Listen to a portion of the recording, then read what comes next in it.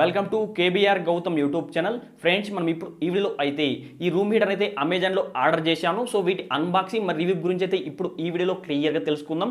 So నేను ఇదివరకే మీరు ఒక రూమ్ హీటర్ కొనేటప్పుడు ఏ ఫీచర్ చెక్ చేసుకోవాలి, ఏ బ్రాండ్ తీసుకోవాలి, ఎంత ప్రైస్లో తీసుకోవాలో కంప్లీట్గా రూమ్ హీటర్ బయ్యింగ్ గైడ్కి సంబంధించి ఆల్రెడీ ఒక వీడియో చేశాను. ఇంకేమైనా ఆ వీడియో చూడకపోతే ఆ వీడియో చూడండి.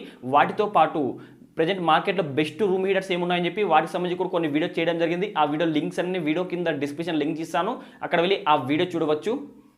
ముందుగా ఈ వీడియో చూస్తున్న ప్రతి ఒక్కరి వీడియోతో లైక్ చేయండి. ఇలాంటి మరిన్ని వీడియోస్ కోసం ప్రతి ఒక్కరి వీడియో కింద అడగల్లో కనబడుతున్న సబ్స్క్రైబ్ బటన్ సబ్స్క్రైబ్ చేసుకోండి. పక్కన గంట సింబల్ వస్తుంది, ప్రతి ఒక్కరు ఆ బెల్ ఐకాన్ని క్లిక్ చేస్తే ఆల్ సింబల్ రావడం జరుగుతుంది. ఆల్ సింబల్ని క్లిక్ చేస్తే మన ఛానల్లో అప్లోడ్ చేసే ప్రతి ఒక్క వీడియో మీ నోటిఫికేషన్ అయితే పొందవచ్చు. ఫ్రెండ్స్, అమెజాన్లో అయితే రూమ్ హీటర్ అయితే ఆర్డర్ చేశాను. సో బాక్స్ అయితే ఈ విధంగా ఉంది. బాక్స్ అయితే ఓపెన్ చేద్దాం. సో బాక్స్ ఓపెన్ చేయగానే మనకు లోపలైతే ఇంకో చిన్న బాక్స్ అయితే ఉంది. సో అంతే, ఇంక ఈ బాక్స్లో అయితే ఏమైంది, బాక్స్ అయితే పక్కన పెట్టేద్దాం. బాక్స్ మీద చూసుకుంటే మనకు హ్యాండీ హీటర్ అని చెప్పి బాక్స్ మీద అయితే మెన్షన్ చేశారు. సో దీని ఫ్యూచర్ చూసినట్టయితే ఇది మనకు 15 డిగ్రీస్ నుంచి 32 డిగ్రీస్ దాకా టెంపరేచర్ అయితే అడ్జస్ట్ చేసుకోవచ్చు. ఇది మనకు నాన్ స్టాప్గా 12 అవర్స్ అయితే రన్ అవుతుంది. దీంట్లో డిజిటల్ ఎల్ఈడి డిస్ప్లే ఉంటుంది. సో ఇది మనకు హై అండ్ లో స్పీడ్ సెట్టింగ్స్ ఉంటుంది. అంటే ఇందులో ఫ్యాన్ ఉంటుంది, ఆ ఫ్యాన్ కదా స్పీడ్ సెట్టింగ్స్ కూడా మార్చుకోవచ్చు. ఇందులో మనకు సేఫ్టీ ఫ్యూచర్ చూసినట్టయితే ఆటో షట్ ఆఫ్ ఫ్యూచర్ ఉంటుంది. సో మనకు కూల్ ప్లాస్టిక్, సో మనకు బాడీ మొత్తం కూల్ ప్లాస్టిక్ అయితే ఉంటుంది. ఓవరాల్ మనకు బాడీ అయితే అంత హీట్ కాదు. ఇందులో మనకు హీటింగ్ ఎలిమెంట్ చూసుకున్నట్టయితే సిరామిక్ హీటింగ్ ఎలిమెంట్ అయితే ఉంటుంది. ఇది కూడా ఓకే అని చెప్పుకోవచ్చు. సో బాక్స్ అయితే ఓపెన్ చేద్దాం.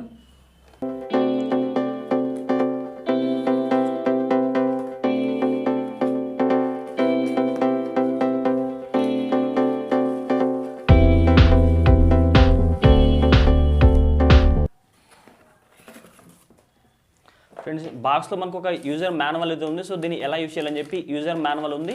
సో ఓవరాల్గా మనకి హీటర్ అయితే ఈ విధంగా ఉంటుంది. సో హీటర్ అయితే ఓపెన్ చేద్దాం. సో హీటర్ అయితే ఈ విధంగా ఉంటుంది మనకు. సో మనకు హీటర్ అయితే ఈ విధంగా ఉంచండి. సో ఇక్కడ మనకు ఒక 2 పిన్స్ అయితే ఉంటుంది పవర్ కనెక్ట్ జంకి. ఇక్కడ 2 పిన్స్ అయితే ఉంటుంది చూడండి. ఇది మనకు పవర్కి అయితే కనెక్ట్ చేసుకోవచ్చు. ఇది 250 ఆంపియర్ 250 వోల్ట్స్ అయితే పవర్ అయితే తీసుకుంటుంది ఇది. సో ఇక్కడ మనకు హ్యాండీ హీటర్ అని చెప్పి మోడల్ నెంబర్ ఇచ్చారు. సో ఇది మనకు 400 వాట్స్ మాత్రమే ఇది.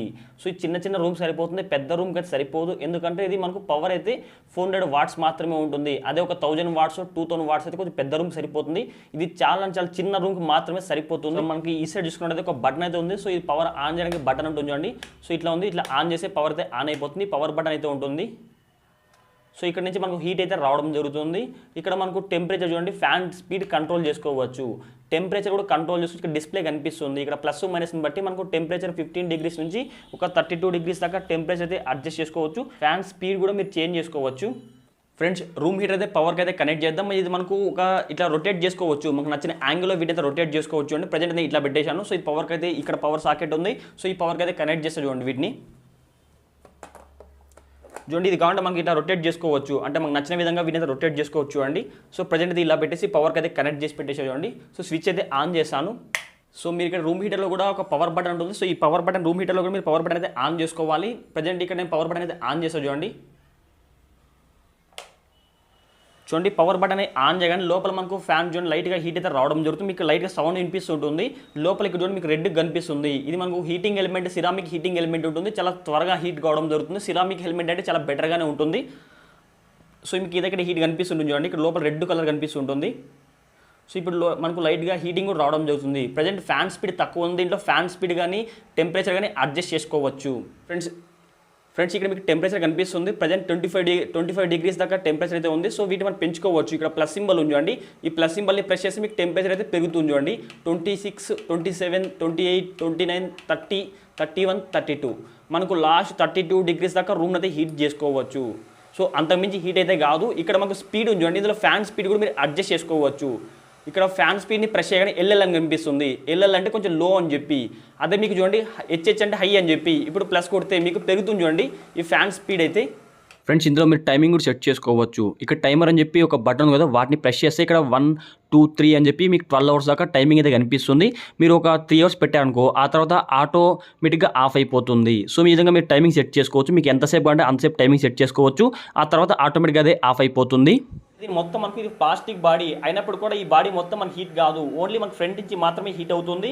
సో ఇదైతే మనకు టచ్ చేసినా కూడా షాక్ కొట్టదు.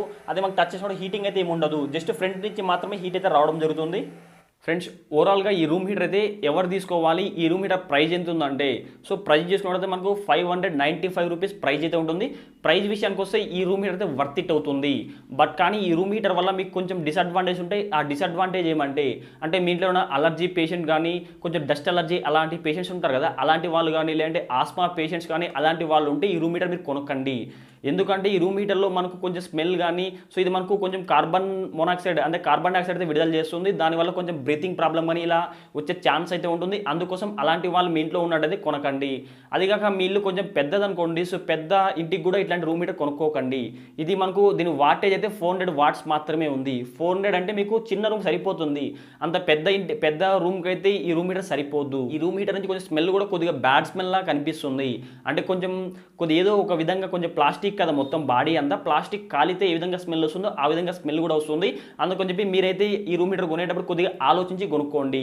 ఫ్రెండ్స్ మీకు కానీ వీడియో వచ్చేది తప్పకుండా వీడియో లైక్ చేయండి. ఇలాంటి మరిన్ని వీడియోస్ కోసం ప్రతి ఒక్కరి వీడియో కింద అడగల్లో కనబడుతున్న సబ్స్క్రైబ్ చేసుకోండి. పక్కన గంట సింబల్ వస్తుంది, ప్రతి ఒక్కరు ఆ బెల్ ఐకాన్ క్లిక్ చేస్తే ఆల్ సింబల్ రావడం జరుగుతుంది. ఆల్ సింబల్ క్లిక్ చేసి మన ఛానల్లో అప్లోడ్ చేసే ప్రతి ఒక్క వీడియో మీ నోటిఫికేషన్ అయితే పొందవచ్చు.